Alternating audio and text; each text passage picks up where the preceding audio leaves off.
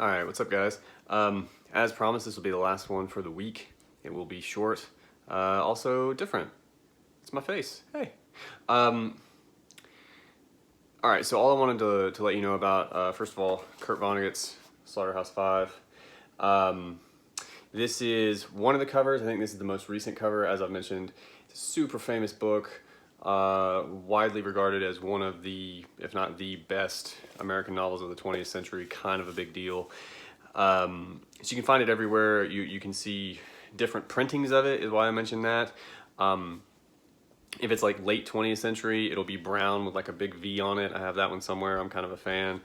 It was published in the 60s, so there's some weird covers out there.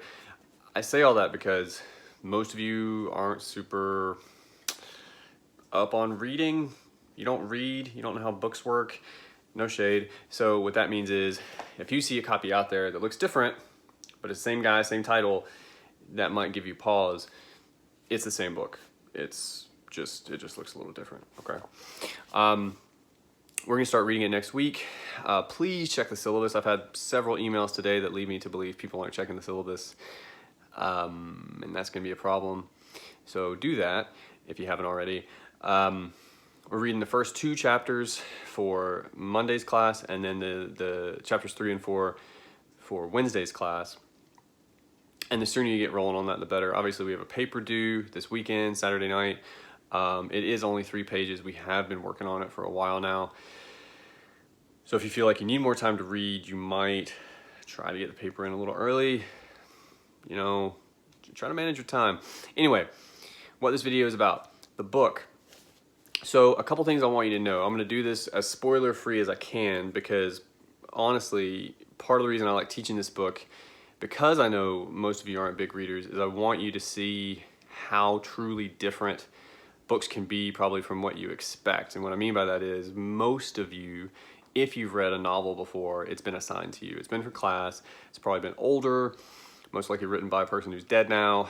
And for all sorts of reasons, it's probably a great book. Most of the time it's a great book, like The Great Gatsby, something like that. But they can be pretty dry in terms of the subject matter or the writing, you know, like it's just not something you find maybe particularly entertaining. And you may not with this book, I'm not making promises there, but it's probably pretty different. It's almost assuredly crazy when compared to some of the other stuff you're more familiar with. So look forward to that. I happen to enjoy crazy. I hope you do too. The book, a couple things that might help you to start with. Number one, it employs what's called a frame narrative. So what that means is there's 10 chapters, I believe it's 10 chapters in the book. Chapters 1 and 10 are from the perspective of a guy, we're gonna call him the narrator. He's never named, but much like the speaker in the poems we just looked at, we have a narrator here who's gonna tell us the story. But he's a character too, and in chapters 1 and 10, we are actually focused on him. Like the story he's telling is from his perspective in chapters 1 and 10, okay? But all the other chapters in between those, you know, that's why it's called a frame. It frames the rest of the story. Those are about a guy named Billy. And I'm not gonna really tell you anything else about that. You'll see, like it gets pretty weird pretty fast. But Billy is a different character from the narrator. That trips some people up because, again, you guys aren't used to reading, you're not used to frame narratives, all these things is why I'm telling you. Chapter 1 is going to start from the narrator's perspective.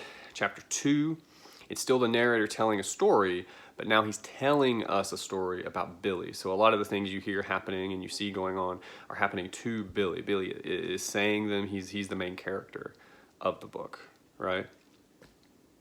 Anything else I want you to know? It's considered an anti-war novel. We're talking a lot about war in this book, and that'll be pretty evident pretty quick. I suppose if nothing else, we're going to talk about paper 2 at the start of Monday's class, but you could also think about all of the themes and all of the ideas we've already kind of discussed when it comes to this class. Those aren't going away, right? So if the Fairchild poems were about, I'm in my son's room, by the way. So if the Fairchild poems were about sort of rural Kansas in the 60s and what have you, and these blue collar jobs and all the stereotypes we have about these kind of guys, right? Well, this book is about, in many respects anyway, about World War II. A lot of it occurs during World War II, but then also during Vietnam. So it's anti-war, but it's also about the same kinds of guys in a similar era anyway. A lot of the same stereotypes are kicking around, right? So you guys are prepared in that way to think about it, maybe.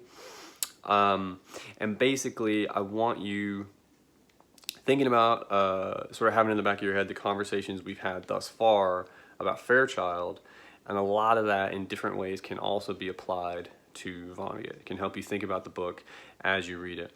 Lastly, and then we're done with the video, this book purposefully is all over the place. I compare it to, if you have like a grandparent who likes to tell stories, but they kind of meander, they kind of go back and forth, they jump around a lot in their stories. This book does that.